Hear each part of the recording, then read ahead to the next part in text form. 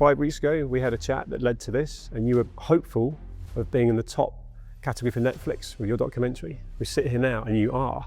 Congratulations. Thank you. These amazing, creative, brilliant minds everywhere. Society's catching up to them now. You talked about there's more to it than a label. The programme's called Beyond the Label, and that's not accidental. Let me shake a hand for being bold enough to have this conversation, because people have tried before. At the same time, those things are a superpower, but they can also be a huge sort of plague on your energy, really. But my God, you are like a swan paddling underwater to keep that image up. But if you go back 40 years, we had no understanding of the challenges that you would suffer as in your and what your dad had suffered. And you're absolutely right, there's no excuses for what went on. This documentary that's talking about what you've been through, it's gone to #1, which means people are interested. I wonder if you've had any outpouring and people that are relatively private saying, this has happened to me. You've made your trauma background a strength for other people, and for that I'm grateful. It's been a brilliant interview. Emily Victoria, thank you for joining us. Pleasure to be here. About 6 weeks ago, maybe 5 weeks ago, we had a chat that led to this, and you were hopeful of being in the top category for Netflix with your documentary. We sit here now and you are. Yes. Congratulations. Thank you. I was on the way to London yesterday morning, and I ended up crying with happiness in front of all the computers, including standing commuters, for 2 reasons. One, my son, who's 10, just sent me the most beautiful text message. He didn't know about the documentary. It was just like, I'm just so happy that you're in the world and you're my mum. And that was that. I was like, oh. And then I went on to Netflix and saw that my documentary was #1 on Netflix. Huge congrats. And I was just, after that, just the tears, looking out the window trying to dab my face so no one would see. Well, for context, and of course your documentary and your backstory is very relevant to the chat we're going to have. What's it about and what's it called? So it's about my childhood, where I was physically and violently abused by my father, and also sexually abused by him for the majority of my childhood, right from first memories at 18 months old through to 18 years old.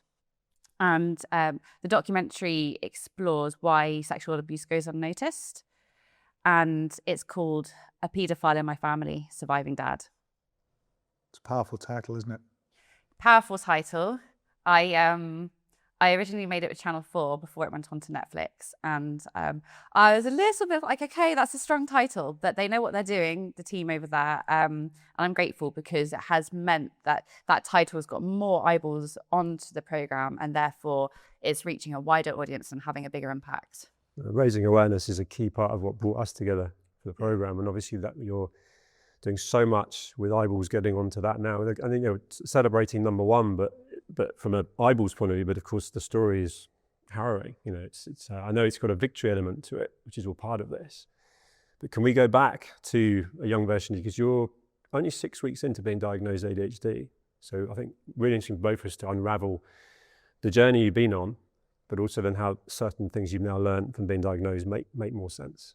So the key question is, how did you get to your assessment and diagnosis then? How do you get to there at whatever age you are now? What made it happen then? Neurodivergence runs in the family, so autism and ADHD. I remember, for example, when I became a new mother, so we're looking at about 10 years ago now, and I would suffer with the screaming when my child was a toddler, and just overwhelm of all the stimulation and noise. At the same time, those things are a superpower, but they can also be a huge sort of plague on your energy, really. And that's what we know. So I've always had the symptoms. I just didn't really pay much attention to it because I was paying more attention to surviving the horrific abuse that I suffered and trying not to let that define me, and therefore pushing to be successful. And I didn't have much time to look at that. But there were definitely symptoms all the way through. And the diagnosis has been a breath of fresh air for me. It must be quite difficult clinically to separate out trauma-based symptoms, impairments, if you will, from the ADHD clinically based reference points, and whoever your clinician has had to do that job. But if I remember rightly, your son, who's 10, He's diagnosed, isn't he? And was that a trigger point for you then in terms of understanding ADHD a little bit more in your lineage? I think that I have my own mental health consultant, and I was talking to her about some coping mechanisms of mine that I've used throughout the years to just stay alive and also stay thriving, depending on what kind of day I'm having. And so we spoke about things that might actually be not trauma related and actually to do with my own brain. And so we started to explore ADHD and autism, and it instantly made a lot of sense to me. In what way? What was the instant, do you think? Just how fast my brain is all the time, how I am so entrepreneurial and excited by everything and solution led, but at the same time how I have these huge crashes physically and mentally, and then get really depressed and frustrated in those moments because I'm not doing what I know that I can be doing. And just going around in this cycle all the time, and always looking onto the outside world is very sort of like steady and consistent. But my God, you are like a swan paddling underwater to keep that image up. And I think that she was able to sort of show me some of the criteria of ADHD, and we went from there. Do you see any so there's a complexity here, isn't there, of separating out trauma-based, and there's a lot of trauma there, there will be, separating that out, and hats off to your clinician, from then looking at neurodivergent behaviours and separating it. That's not to be understated, that's proper tricky stuff. Now you're looking at your lad. What do you see in him that you see in yourself in that kind of pattern of behaviour? Now, I ask that deliberately because many mums and dads get their awareness of their own ADHD from their child's assessment diagnosis and watching that pattern of behaviour. And as we strive to raise awareness, it's giving people the triggers to actually help themselves. And you've had that trigger, and I wondered what the pattern was that you see at home. I think that okay, so I could see myself in him as a child. I just see little Emily wandering around, like, you know, head in the sky, and lots of different traits that he has now. I see, and I remember having as a child, but I thought it was for different reasons. I just thought that was who I was. And I was also deaf from the age of from being born until 8. Could barely hear anything until I had an operation that allowed me to hear. So I just kind of blamed a lot of my childhood stuff on that.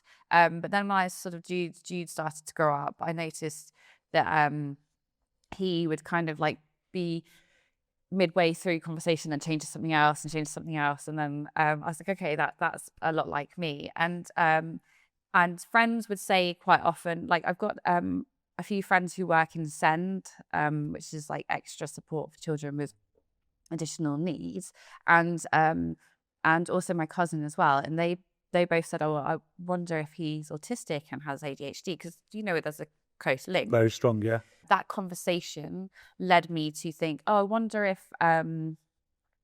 what this is all about, and looked into it. And then as I was reading, I kind of realized, okay, that sounds a bit like me. So that's where kind of all started. Yeah. I've learned from spending a lot of time with you that ADHD is hereditary as height. And if I can bring your father into this, you know, there is an element of the fact that now with your diagnosis, your son's diagnosis, there's clear indication that your father was potentially ADHD as well. I don't know if that brings into this conversation an element of understanding in any way, because what you've been through is, you know, traumatic, potentially, you know, really harmful. And I wonder how you think now, having had the diagnosis so recent, to flip that back to your childhood and the abuse you suffered. Yeah, so I remember times when I was so scared of my dad's violence towards me, and he would say, "You're breathing too loudly." And if we were in the cinema, someone eating popcorn, he would get up and shout and be violent in the cinema. People always did as they were told to my dad, even strangers. Everyone just quiet. I'd be sort of mortified. If I eat food too loud, he'd pick up the plate, throw it across the room, smash it. Now, the reason I mention those things is because I expect he was triggered in those moments by sensory overload. So I think, yes, with the neurodivergence, there's it could run in the family. However, I'd like to say that if things overload my senses, I don't sit there, throwing plates. It can possibly be seen as something that he had to endure, but it's by no means a link to why he was behaving the way he was. That was his choice. No, well articulated. I think it was very much about understanding the behaviour from a neurodivergent point of view. And we had a chat before Emily came in. You were articulating something beautifully about the fact that there's understanding from a point of view of the person doesn't know what they're doing and why. And I'd love you to almost repeat what we said there, because I think that would be really interesting for you to hear. No challenge there. Mm-hmm.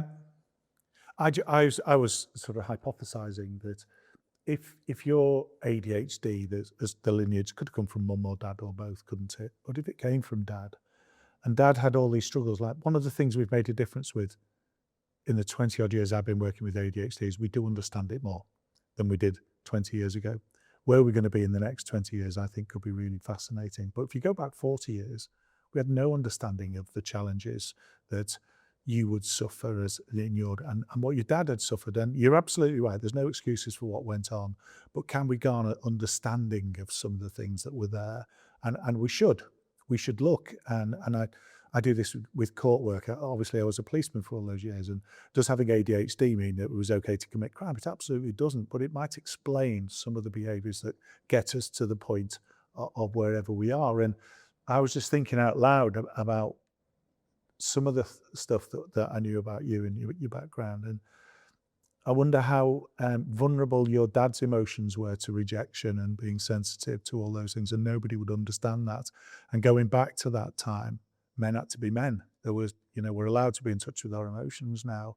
And I wonder how that changed him with a lack of understanding of who he was that made him into a demon in that way. And there are no excuses. But if we look back and start to understand, I think that's the strength that we can take forward as to why we need to strive for change, why we need to keep pursuing this agenda of allowing people to understand themselves and those around them to understand them, so that we can actually help people through those darker times more. Does that make sense? Let me shake a hand for being bold enough to have this conversation, because people have tried before.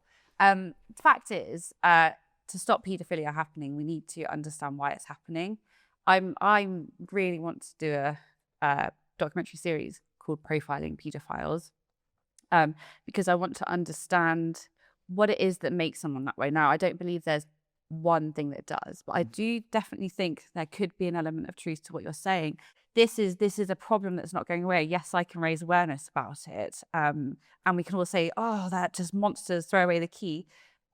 They may have been made into a monster, born a monster. I haven't got the research yet, but I do know what you're saying, and I think that it's an important topic to discuss and one that I wouldn't shy away from.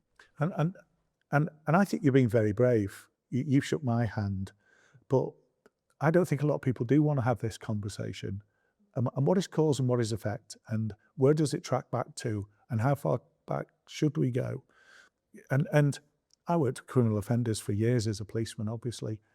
And I know that during my policing days, and remove this conversation from you and your dad for a second, in my policing days, we didn't understand what made people offend. We just knew they were doing something wrong and we had something to deal with.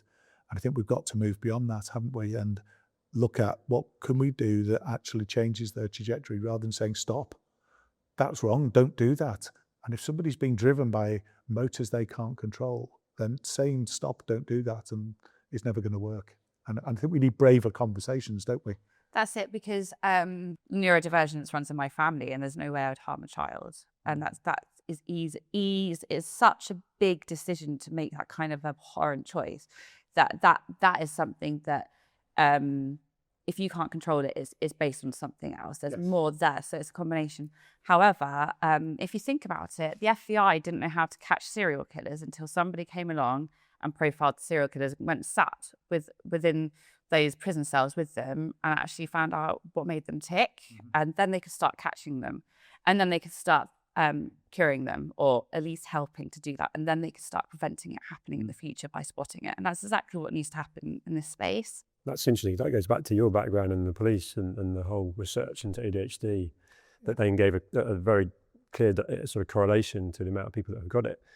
And then still got it in prison. And of course, the hereditary side of things are repeating offenders, the children are going in, and there's that addictive side to it as well. So, fair play. I totally get what you're saying. You're not repeating any of the behavior that your father did, but those behavioral tendencies to follow addiction and focus into a particular area, they are what need heading off at the beginning. Absolutely. Because that's the bit that people are out of control with, and then it could lead into any number of things that could be against the law. The manual of ADHD, sticking with that, says it's about hyperactivity, inattention and impulsivity.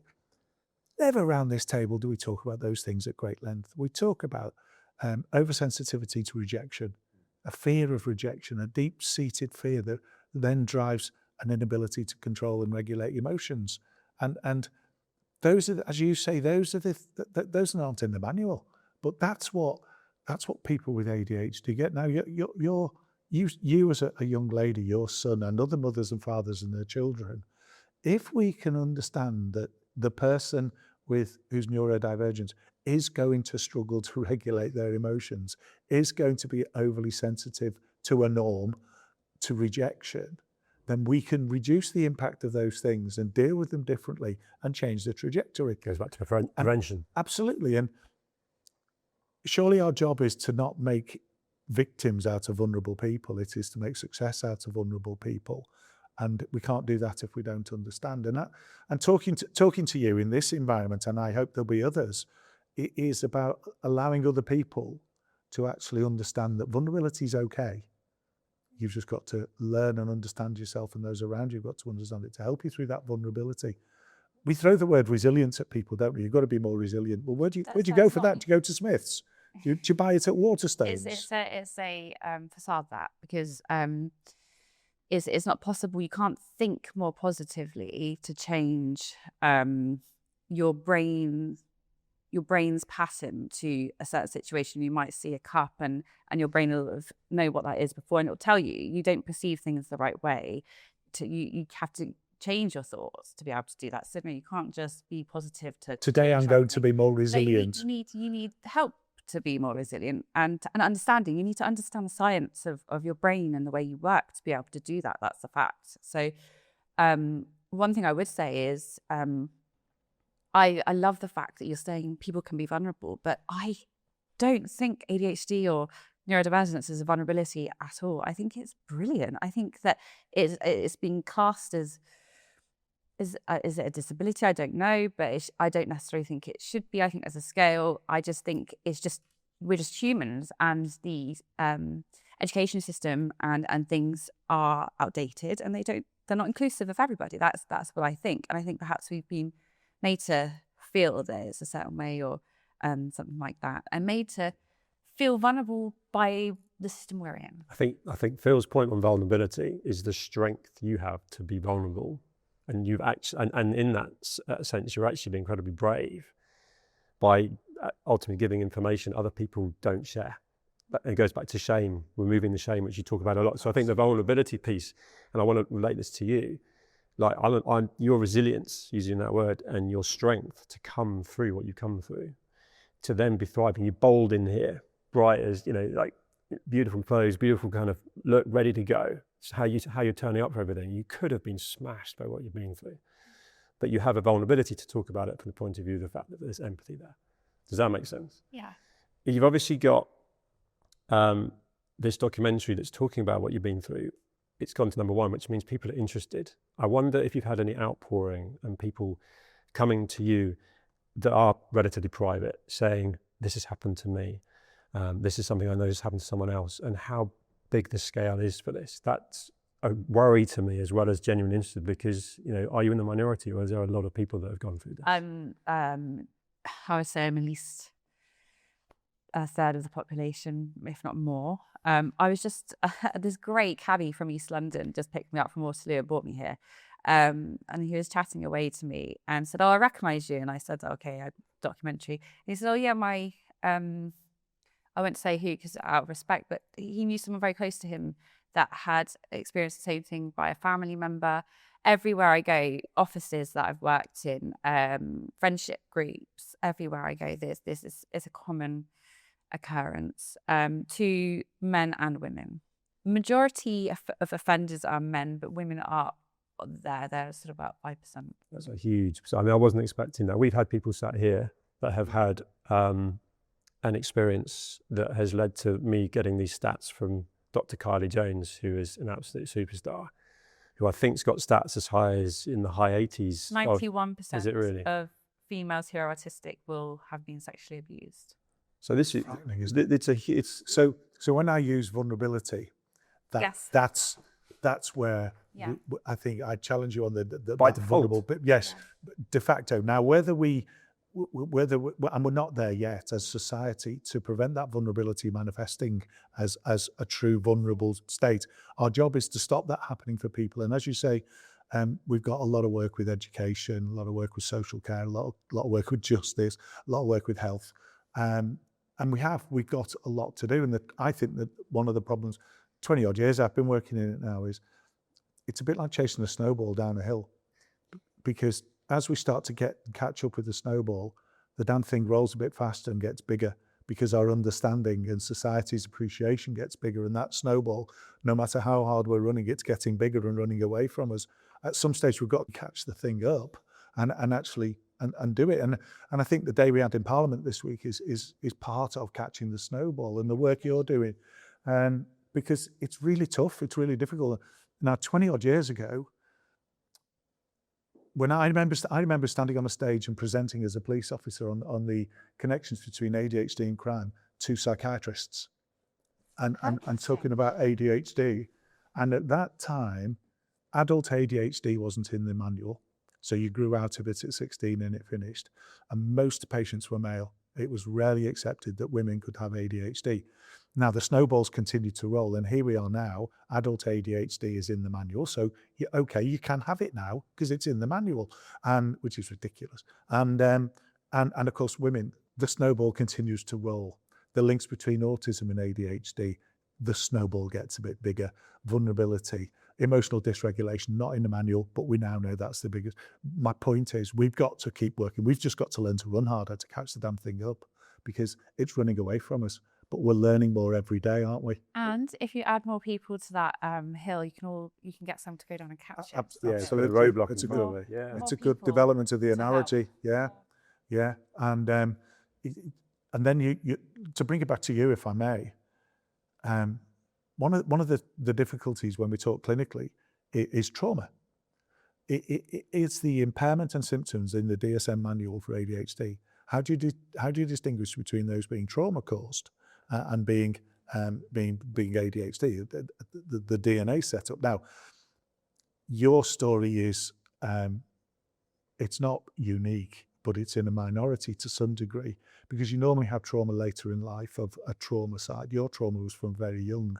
So as long as we've been looking at, if we look back at your behaviour and your impairments. I should have brought some reports from Yeah, social but that's what we'd look at. But how the hell do you determine whether they're caused by your trauma or your ADHD? And as I say, hats off to your clinician for being able to do that and disseminate between the two, because that's tricky. And where the debate isn't rounded out, especially in healthcare where the debate isn't had as much and the expertise doesn't reside, it's trauma. Oh, it's trauma. frustrating. So there can't be ADHD. I know. It's trauma, and it's a bit like saying, well, that person's in a wheelchair, they can't have ADHD. You've had trauma, you can't have ADHD. And as the snowball grows again and rolls away from us, yes, you could be blind, in a wheelchair, gay, have ADHD, have had trauma, and the job of society is to unpick all of that for you and try and put you back together and give you the resilience. And we don't look for the complexity as a whole, do we? And you're sat in front of me today, delightfully articulating both trauma and ADHD and a passion to change things. And that's the core message for me coming out of this. Totally. And I'd love to know, what do you hope could be a significant change? What do you want to, as an outcome from the eyeballs, the success of your documentary, that could make a significant change? That's a good question. So the point of trauma versus ADHD, well, it shouldn't be one or the other. It could be both. And actually, I went to a number of therapists. I spoke to a therapist who was extremely high up in the UK for helping with trauma, and they would not even consider the fact that I might have ADHD. And I heard that a number of times, and it was expected, frustrating, but expected. And so I finally found a clinician who actually was part of my doctor's surgery. So she knew my other history, not related to trauma. And she's like, yeah. And so I got lucky. Yes, I kept pushing forward, but there's an element of luck of the right person as well. So, and it felt really good to be seen. And it was a female as well that worked with me. You know, she's brilliant. So I think that I hope actually that psychologists and therapists who are brilliant because they've trained themselves and done all their qualifications, I think that's great. But we must continue as a society in our respective fields to continue to educate ourselves and to look ourselves in the mirror and actually think, you know, am I giving this person the best today? Am I listening to them properly? Because had they listened to me properly, the others, then I might have got support sooner. Like with the right kind of medications, if I wanted them, I've chosen not to have any. I have my own strategy to deal with things, which is stupid things like I eat a salad at breakfast full of different fruits and vegetables because the amount of nutrients like sustains my energy levels for longer and it enables me to have less of that up and down, better focus. So I go down like the supplements route. It's not always easy and it takes a lot of like discipline. And because of my trauma previously, I was not able to have that consistency of health. So I'd have other ways of coping throughout my life and 20s and things, especially like juggling career and TV and children and things like that. So yeah, I have a different method now, which is why I'm not having medication. It seems to be okay. But I should mention I've got a great therapist now, and I've been put onto this brilliant pilot with the NHS. There's 4 of us chosen in my area, and it's a year-long therapy program which never existed until now, and it's based on science of the brain. So I'm actually being taught skills not just for my trauma, but for neurodivergence and ADHD. And it's about, it feels like sorcery, actually. I'm like, this is simple. Why is nobody doing this? Why is this not being taught more? And in the way it's being taught, it's simply about being able to shut off your conscious mind whilst being present where you are. And it's just brilliant. And I can talk about it more another time. But those things actually can help me without the medication. Have you had any significant feelings of any difference post-diagnosis? Because we're not that far apart. We're weeks apart from, which was such a coincidence when we were connected and then having that chat. And I know we had a certain amount of reflection, but there's been a few more weeks since then, right? Is there anything? Because obviously you talked about the meds and your feelings there, but just in terms of, you know, forgiveness to yourself for some of the things that you've done before and felt. Is there any sort of changes there? No, because I've always known how I am. I now just have a label for it. So I don't need to forgive myself now. I just have to forgive myself now because I still we always want to do better. A lot of us always want to do better. So those things that I want to do better still remain the same. I just have a label for it now. And somebody watching me and helping me if I need it. I was going to say, I think you have more than a label, and we're out of time. We've got to wrap up. I think you've got more than a label. I think I've only met you today. You're a woman on a journey of self-discovery permanently, aren't you? There's no stone going to be unturned with you. And I think, yes, you might have a label, but you've also got another stepping stone on your journey of discovery. And I also think it gives you empathy with your son.